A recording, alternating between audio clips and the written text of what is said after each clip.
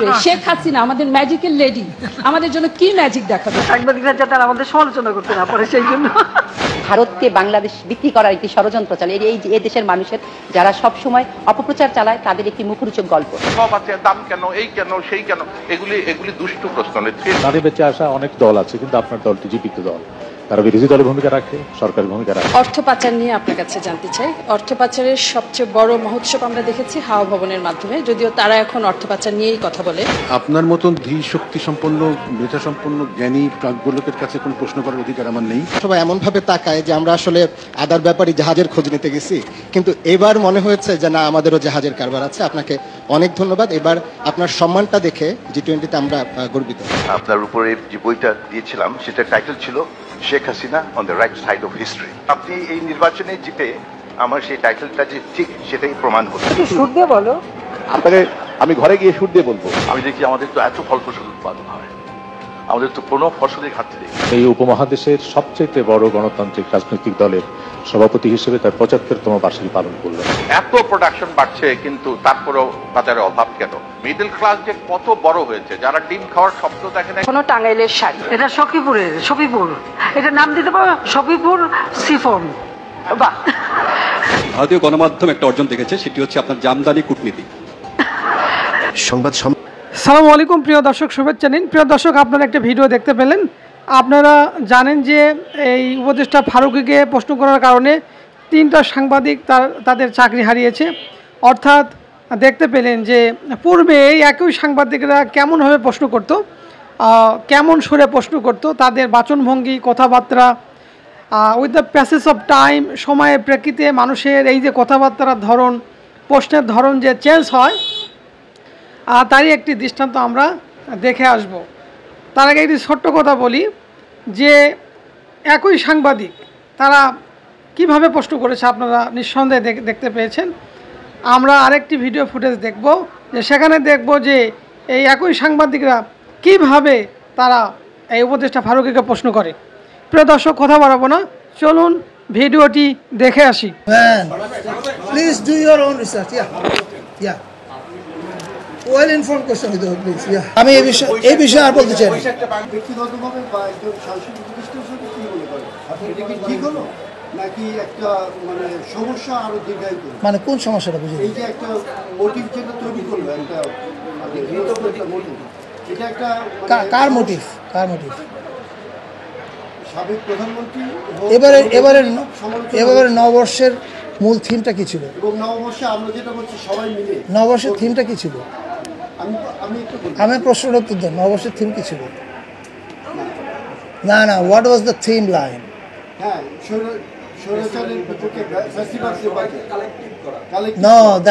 আমি জানতে চাচ্ছি থিম লাইনটা কি ছিল ফেস্টিভ্যালে। চারুকলা যে শোভাযাত্রাটা করে, এবারে ওদের থিম লাইনটা কি ছিল please? So what does it mean? তাহলে ফেস্টিভ্যালের একটা মূর্তি যে ওখানে করবে, সেই বিষয়টাকে আপনি কিভাবে দেখছেন? যে এটা কি ঐক্য হলো? কার সাথে ঐক্য? কারো ঐক্য না, সরি, আমি বলছি যে মানে আমরা সুন্দর জায়গাতে গেলাম নাকি আরো অসুন্দরকে বেশি দিন দীর্ঘায়িত? আচ্ছা, প্রথম কথা হচ্ছে এই যে মোটিভ তারা কি ব্যবহার করবে, এটা চারুকলা এবং ঢাকা বিশ্ববিদ্যালয়ের ব্যাপার এবং তাদের সিদ্ধান্ত। এবার আমি একজন সাধারণ নাগরিক হিসেবে আমার ভাবনাটা কি, রাইট? না, আমি সাধারণ নাগরিক হিসেবে বলছি। সেটা হচ্ছে এই যে আপনি ফ্যাসিবাদের দেখেন, আমরা যখন জাতীয় ঐক্যের কথা বলি, তখন জাতীয় ঐক্যের কথার মধ্যে কি আমরা ধরেন যেই মানুষ 1400 মানুষ খুন করেছেন জুলাইতে, তার বিচার প্রক্রিয়া শেষ হওয়ার আগে তার বিচার, অনুশোচনা, ক্ষমা কোনো কিছুই ঘটেনি, আপনি কি আমাকে বলছেন তার সঙ্গে এখন জাতীয় ঐক্য করবার জন্য? I think this is absurd, this is very absurd. আমি ঐক্যের কথা বলছি না, মাননীয় উপদেষ্টা ঐক্যের কথা বলছি না, আমি ঐক্যের কথা বলছি না। আমি বলছি যে সমস্যা, যেমন আমরা কিছুদিন আগে জানি যে বেগম খালেদা জিয়ার একটা, যদি সেখানে না অন্য একটা মূর্তি নিয়ে এখানে কিছুদিন আগে আমাদের আইন উপদেষ্টা একটা পোস্ট দিয়েছিল, যে হচ্ছে তার একটা প্রেস কনফারেন্সে আপনারা কান থেকে নিয়ে গেলেন কোথায়, আই ডোন্ট নো, এই জন্য আমি কবুতর দিতে চাই। হ্যাঁ, বলেন। একটা সমস্যা তৈরি হয়েছিল, আমি বলছি যে সেই সমস্যাটা কি ঘিরে থাকলো নাকি সমাধান? বিচার, প্রথম কথা হচ্ছে আমার যেটা উত্তর দেওয়ার পরিষ্কার দিয়েছি, 1400 মানুষ যারা খুন করেছে তাদের বিচার প্রক্রিয়া যাওয়ার আগ পর্যন্ত, বিচার সম্পন্ন হওয়ার আগ পর্যন্ত you can't expect a kind of reconciliation process to start. That is a very simple thing. পৃথিবীর কোথাও এটা ঘটে না। এটা হচ্ছে আমার সাধারণ নাগরিক হিসেবে আমার উপলব্ধি। আর regarding the motive, that's not my job. এটা হচ্ছে ঢাকা ইউনিভার্সিটি, তারা সিদ্ধান্ত নিয়েছে তারা কী করবে। আমি এই বিষয়ে আর বলতে চাই না।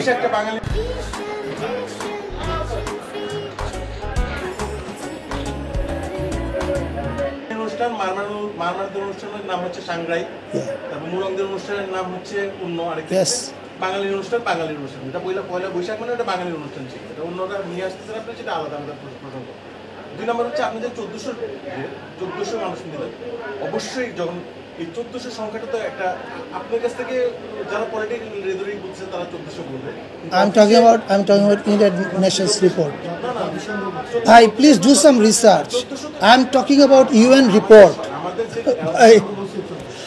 Please do your own research. Check. Man, please do your own research. Yeah. Well-informed question, please. Yes.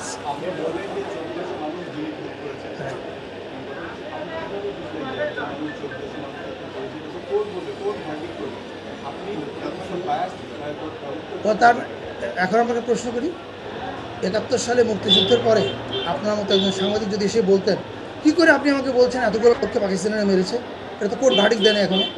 This is absurd, don't say this. আমাদের শুনুন, ওয়েট, আমার জুলাই মাসে আপনি কোথায় ছিলেন? Where have you been in July? In Dhaka, in Bangladesh, right? এই হত্যাকাণ্ডটা আপনাদের চোখের সামনে ঘটেছে, আমাদের চোখের সামনে ঘটেছে। আমি আপনাকে প্রশ্নটা কি করলাম, যে আপনি যদি 1971 সালের এতগুলো মানুষ মারা দেখতে পাচ্ছেন যে ওখানে কেমন প্রশ্ন, আগের ভিডিওতে দেখেছেন যে ওখানে তারা কিভাবে প্রশ্ন করে এবং এই জায়গায় তারা কিভাবে প্রশ্ন করছে।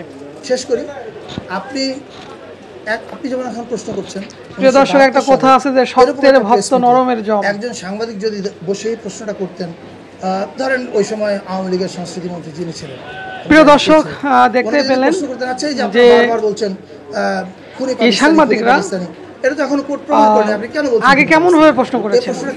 পূর্বের একটা ভিডিও আপনাদের দেখিয়েছি, এখন আপনারা দেখলেন। প্রিয় দর্শক, এই বিষয়ে আলোচনার কিছুই নেই, এটা আমাদের বাংলাদেশ। আপনারা কমেন্ট করে যাবেন যে একই ব্যক্তি 2 রকম প্রশ্ন কেন করে, তাদের উদ্দেশ্য কি? সবসময় কি তারা সুবিধায় থাকতে চায়?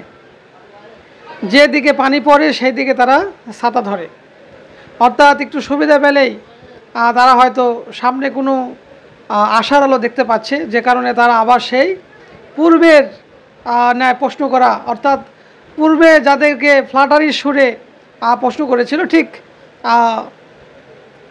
এদের যেহেতু ভালো লাগছে না, সেহেতু এদেরকে বিব্রতকর প্রশ্ন করা হচ্ছে। প্রিয় দর্শক, আপনারাই মতামত দিবেন যে 2 জায়গার প্রশ্ন করার ধরন এক কিনা। আজ এখানেই বিদায় নিচ্ছি, দেখা হবে নতুন কোনো পর্বে, নতুন কোনো বিষয় নিয়ে। সে পর্যন্ত ভালো থাকুন, সুস্থ থাকুন, আল্লাহ হাফেজ।